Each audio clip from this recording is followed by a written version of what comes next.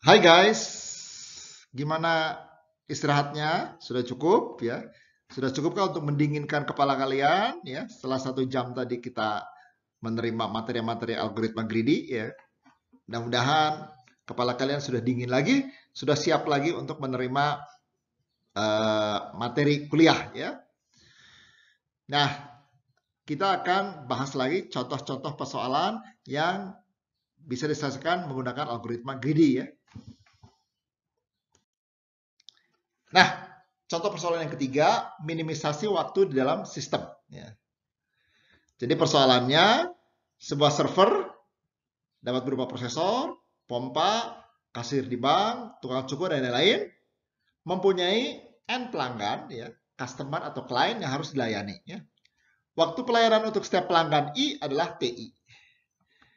Nah, persoalannya adalah bagaimana cara meminimumkan total waktu di dalam sistem. Ya. Nah, jadi ya kita bisa mencari ya T, di mana T adalah ya jumlah waktu dalam sistem ya dari I sama dengan 1 sampai N. Nah, persoalan ini ekivalen dengan meminimumkan waktu rata-rata pelanggan di dalam sistem. Baik, misalkan kita ada 3 pelanggan ya dengan T1 sama dengan 5, T2 sama dengan 10, T3 sama dengan 3 ya. Nah, 6 urutan pelanggan yang mungkin itu adalah ya urutannya bisa 1, 2, 3 ya. Nah, waktu yang dibutuhkannya adalah 5, 5 tambah 10, 5 tambah 10 tambah 3 ya. Sama dengan 38. Atau urutannya 1, 3, 2 ya. Berarti waktu yang dibutuhkannya 5 ditambah 5 tambah 3 tambah 5 tambah 3 tambah 10 sama dengan 31 dan seterusnya ya. Kalian bisa hitung di sini ya. Dan yang paling optimal menurut manusia, menurut kecerdasan manusia, manusia kan cerdas ya. Jauh lebih cerdas daripada komputer ya manusia. Nah, yang optimal adalah ini. Urutnya 3, 1, 2. Dengan waktunya adalah 3 ditambah 3 tambah 5 tambah 3 tambah 5 tambah 10 sama dengan 29. Ini adalah yang paling optimal. Nah, contoh persoalan lain yang mirip dengan minimisasi waktu di dalam sistem adalah optimal storage on tapes ya. Penyimpanan program secara optimal di dalam pita ya. Atau penyimpanan lagu atau musik di dalam pita kaset ya. Nah, apa itu pita kaset? Pita kaset adalah media penyimpanan sinyal analog pada masa lalu ya. Pita kaset merupakan media penyimpanan yang bersifat sekuensial. Ini pita kaset ya. Kalian masih pernah lihat kan ini? Ini cara masangnya di mobil ya, seperti itu. Pernah lihat tidak? Kalau sekarang sudah tidak ada lagi ya, semua sudah pakai CD ya, atau bahkan flash disk ya. Tapi zamannya saya dulu kuliah seperti kalian, itu masih kaset ya, seperti ini ya, masih kaset. Nah, lagu-lagu atau program-program disimpan dalam pita kaset secara sekuensial ya. Jadi tidak random seperti sekarang ya, itu sekuensial. Jadi kalau saya mau memainkan lagu yang ke-9, saya harus mulai dari lagu 1 dulu, terus lagu 2, lagu 3, lagu 4, lagu 5 sampai lagu 9 ya. Kalau sekarang kan tinggal pijit tombol langsung ke lagu 9 ya. Mau yang lagu 5, pijit tombol langsung ke lagu yang kelima ya. Kalau dulu pakai pita kaset tidak seperti itu karena sekuensial ya. Nah, panjang setiap lagu I adalah TI ya. Dalam 1 menit atau detik ya.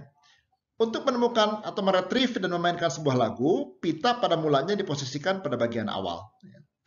Jika lagu-lagu dalam pita disimpan dalam urutan I sama dengan I1, I2 sampai IN, maka lama waktu yang dibutuhkan untuk memainkan lagu IJ sampai selesai adalah jumlah dari TIK ya, di mana K-nya antara I sampai J ya. Nah, jika semua lagu sering dimainkan, maka waktu rata-rata retrieval atau mean retrieval time-nya atau MRT, MRT bukan mass rapid mass rapid train ya, yang sekarang lagi terkenal di Jakarta ya. Kalian sudah pernah naik MRT belum di Jakarta? Jangan-jangan belum ya. Kalau saya sih belum ya, belum pernah naik MRT di Jakarta. Nah, ini MRT itu mean retrieval time ya, bukan bukan kereta ya. Itu adalah 1/n ya.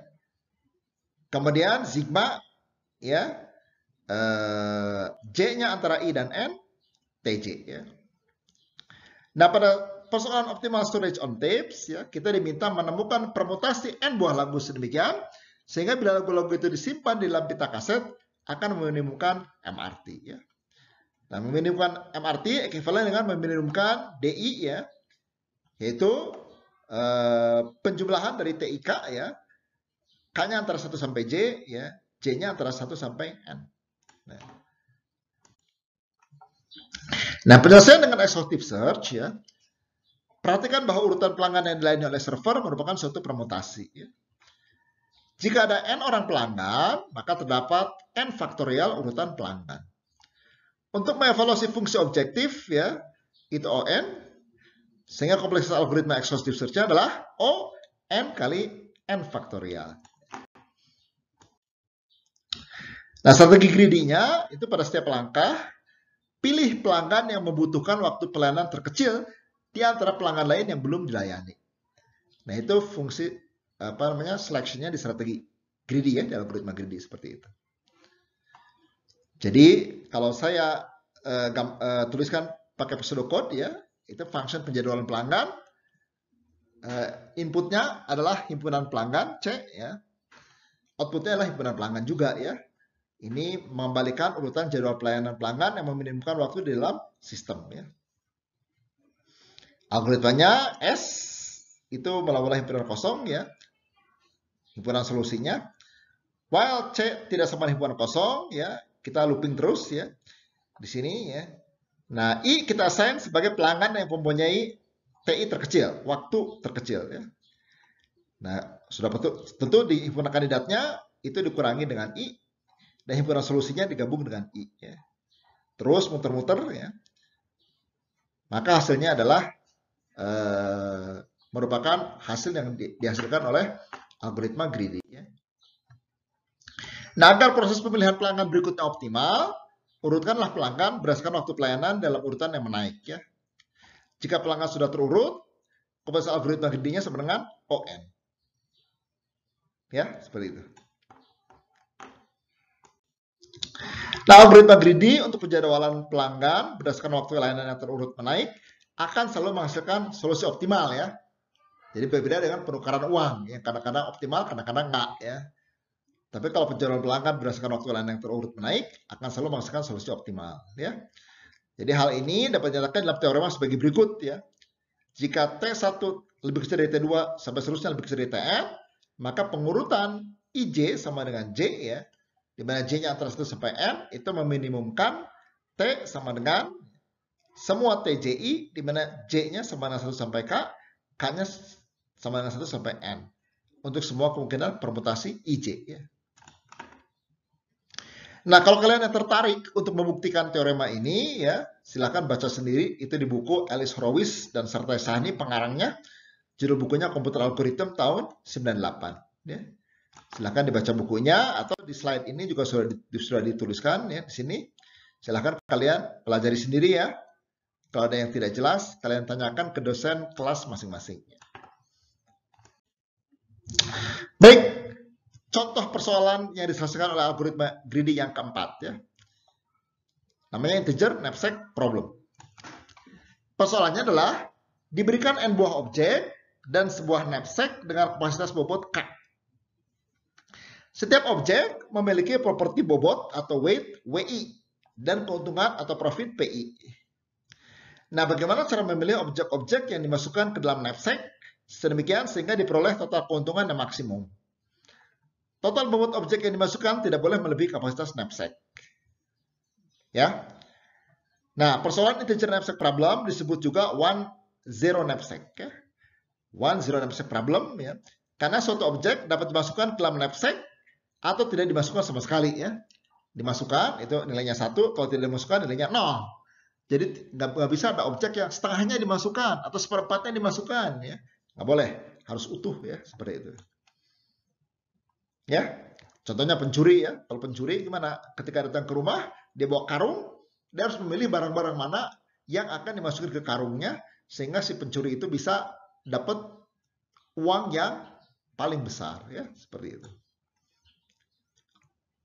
Nah, contoh kalau tas, misalkan kalau kita mau bepergian, ya, ada tas beratnya 15 kg ya. Nah, terus kita mau memasukkan yang mana? Barang-barang yang mana ini yang berharga yang mau kita jual untuk misalkan apa? Untuk charity ya gitu ya, untuk charity. Gimana nih? Tas kita 15 kg. Pengennya kan semua dimasukin ya. Tapi ya apa boleh buat karena kalau semuanya dimasukin pasti beratnya melebihi 15 kg. Kalau 15 lebih dari 15 kg dimasukin ke tas, ambrol tasnya ya seperti itu. Jadi kita harus memilih barang mana mau dimasukkan tapi dengan syarat apa?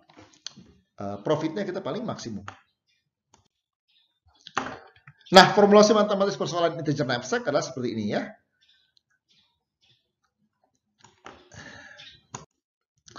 Nah, penjelasan algoritma brute force-nya ini sudah dijelaskan pada bab algoritma brute force ya.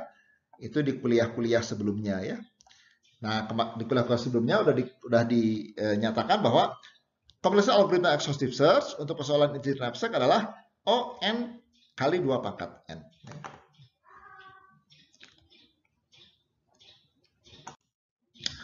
Nah, penjelasan algoritma greedy ya. Nah, masukkan objek satu persatu ke dalam knapsack ya. Sekali objek dimasukkan ke dalam knapsack, objek tersebut tidak bisa dikeluarkan lagi. Ingat bahwa greedy itu maju terus pantang mundur. Nah, terdapat beberapa strategi greedy yang heuristik yang dapat digunakan untuk memilih objek yang akan dimasukkan dalam knapsack ya. Nah, bisa greedy by profit. Kalau greedy by profit, pada setiap langkah pilih objek yang punya keuntungan terbesar dulu. Yang keuntungan terbesar itu akan dimasukkan terlebih dahulu. Jadi strategi ini mencoba memaksimumkan keuntungan dengan memilih objek yang paling menguntungkan terlebih dahulu.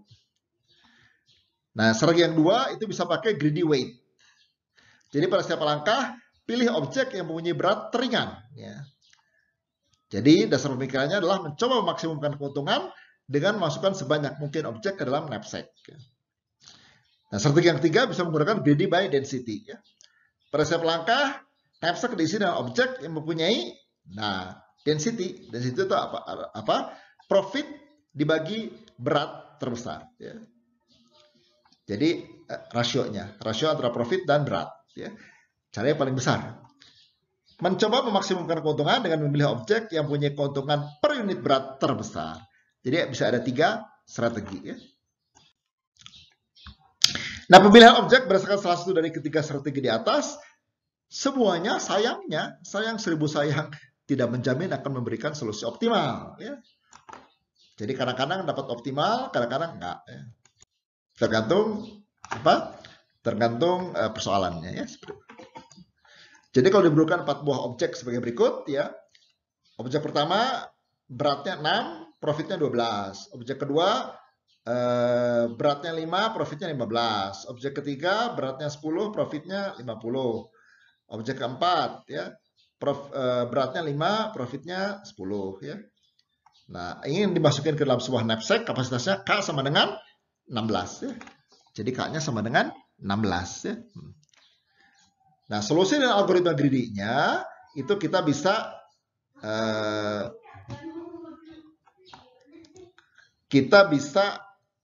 menggunakan berbagai strategi tadi ya. Bisa by profit, by weight, atau by density ya. Nah, kalau kalian coba kerjakan ya, maka akan didapat ya total keuntungan profit ya. Kalau greedy by profit ya, itu 65 ya. Ini kan 15 ditambah 50, 65 ya. Kalau greedy by weight ya, kalau greedy by weight itu total keuntungannya ada 37 ya. Greedy by density ya, greedy by density ini ada berapa keuntungannya? Ini ada 65 juga ya, 65 ya seperti itu. Nah, solusi optimalnya adalah 65. Jadi greedy by profit dan greedy by density memberikan solusi optimal. Apakah untuk keseluruhan juga optimal? Belum tentu ya. Nah, kita lihat di contoh berikutnya.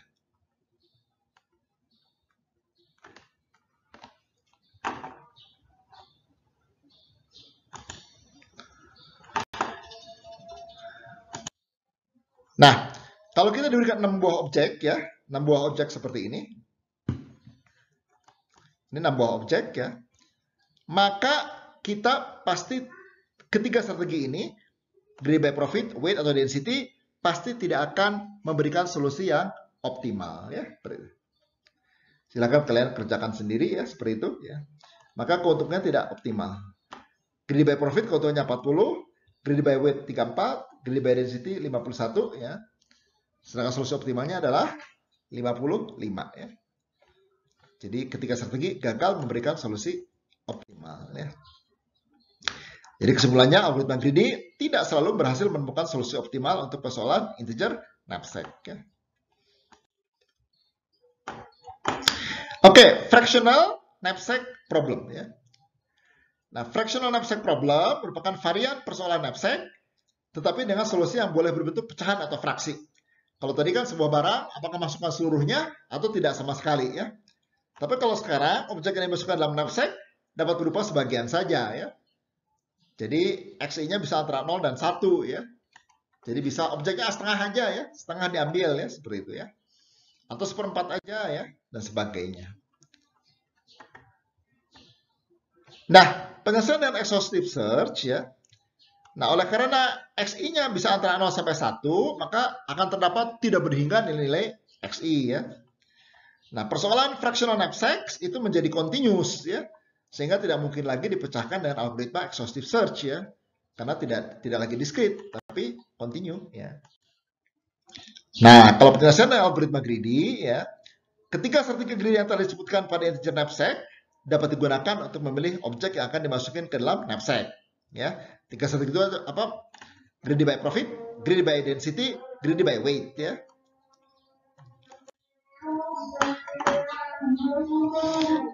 Nah, kalau misalkan diberikan 3 buah objek seperti ini, ya, dan sebuah knapsack dengan kapasitas K sama dengan 20, maka solusi dari algoritma greedy-nya adalah seperti ini. Ya. Silakan kalian hitung sendiri ya, cari sendiri di sini ya. Maka solusi optimalnya didapat X sama dengan 0, 1,5. Yang memberikan keuntungan maksimum 31,5. Nah, strategi pemilihan objek ke dalam knapsack berdasarkan densitas profit dibagi bobot atau berat terbesar selalu memberikan solusi optimal. Agar proses pemilihan objek berikutnya optimal, maka kita urutkan objek berdasarkan rasio ya PI dibagi WI yang menurun, sehingga objek berikutnya yang dipilih adalah objek yang sesuai dalam urutan itu. Dan ada teorema jika rasio antara profit dan W1 ya lebih besar atau sama dengan rasio antara profit 2 dan W2 lebih besar dan seterusnya sampai PN dibagi WN, maka algoritma greedy dengan strategi pemilihan objek berdasarkan PI dibagi WI terbesar menghasilkan solusi yang optimum ya. Nah, kesimpulannya algoritma greedy selalu berhasil menemukan solusi optimal untuk persoalan fractional knapsack jika strategi memilih objeknya adalah berdasarkan densitas atau rasio terbesar lebih dahulu. Ya.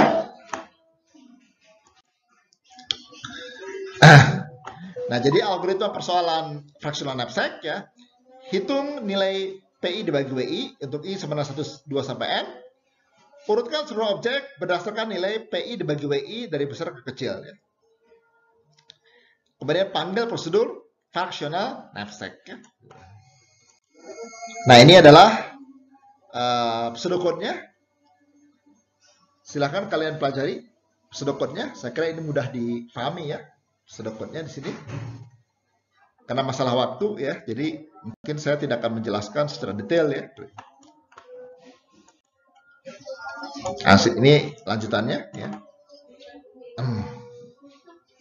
Nah, kompleksitas waktu algoritmanya jika kompleksitas waktu pengurutan tidak diperhitungkan itu adalah ON ya.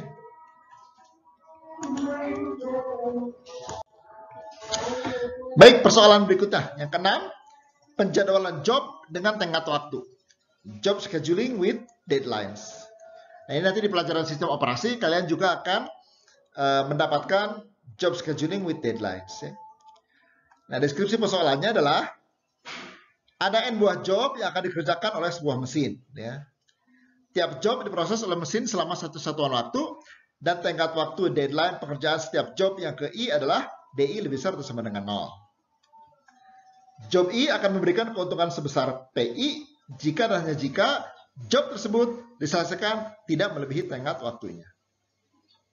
Nah, bagaimana memilih job-job yang akan dikerjakan oleh mesin sehingga keuntungan yang diperoleh dari pekerjaan itu adalah maksimal. Ya.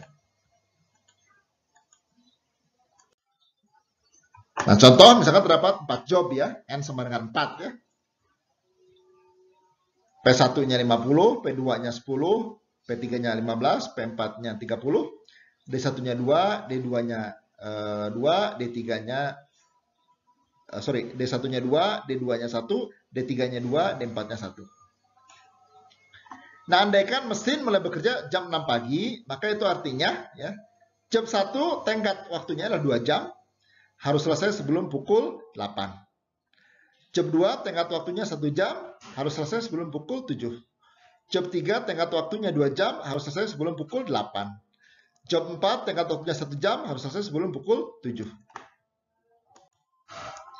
Misalkan J adalah himpunan job yang diproses oleh mesin, maka fungsi objektif persoalan ini adalah maksimalkan F, ya. Itu adalah sigma dari PI, di mana I-nya elemen daripada himpunan job, ya. Nah, solusi layaknya itu adalah himpunan J yang berisi urutan job yang sedemikian, sehingga setiap job di dalam J selesai dikerjakan sebelum tenggat waktunya. Nah, solusi optimum ialah solusi layak yang memaksimumkan F, ya.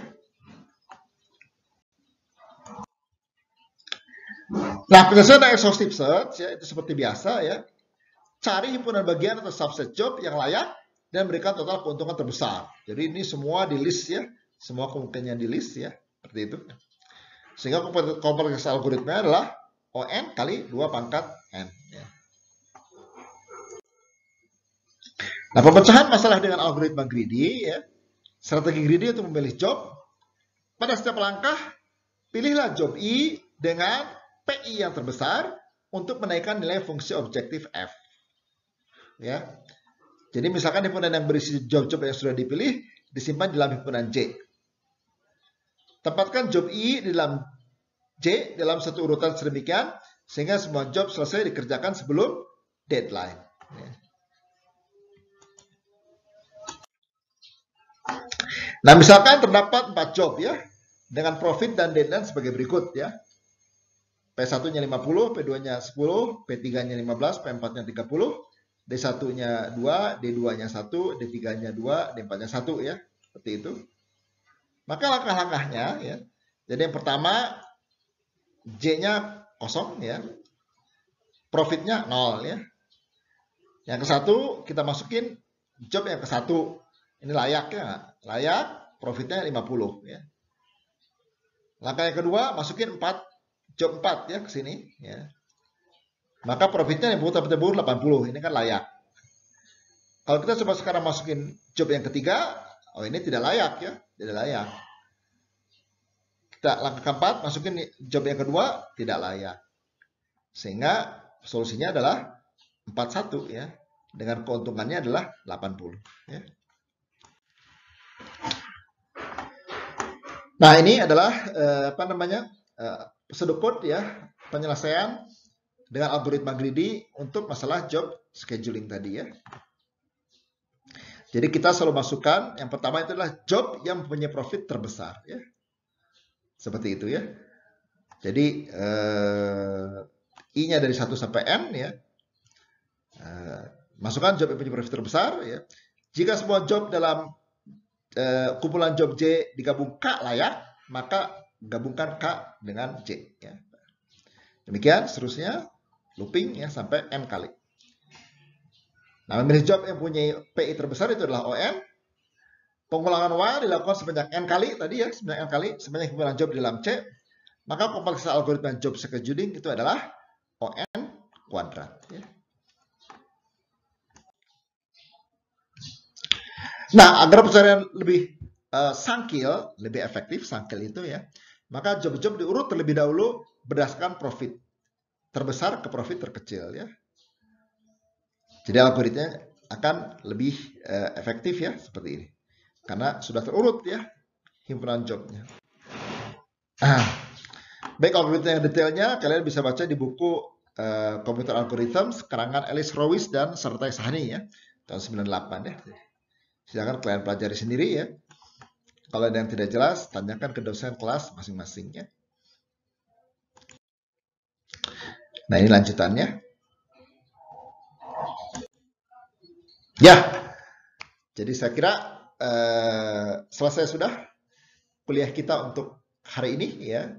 Kita sudah memperkenalkan prinsip-prinsip algoritma greedy ya, dan juga beberapa contoh persoalan yang bisa diselesaikan dengan menggunakan algoritma greedy ya. Nah, di kuliah selanjutnya nanti kita masih tetap dengan algoritma greedy ya, dengan contoh persoalan yang lain ya. Baik guys, itu saja ya. Terima kasih atas perhatiannya. Mudah-mudahan cukup jelas. Ini sebagai pengantar kalian untuk belajar ya. Jadi kalian belajarnya jangan hanya dari slide, jangan hanya dari mendengarkan dosen menjelaskan ya, tapi kalian harus mempelajarinya ya, mempelajarinya sendiri ya, seperti itu ya. Baik, dengan demikian kita akhiri kuliah kita hari ini. Terima kasih. Selamat siang menjelang sore semuanya. Assalamualaikum warahmatullahi wabarakatuh.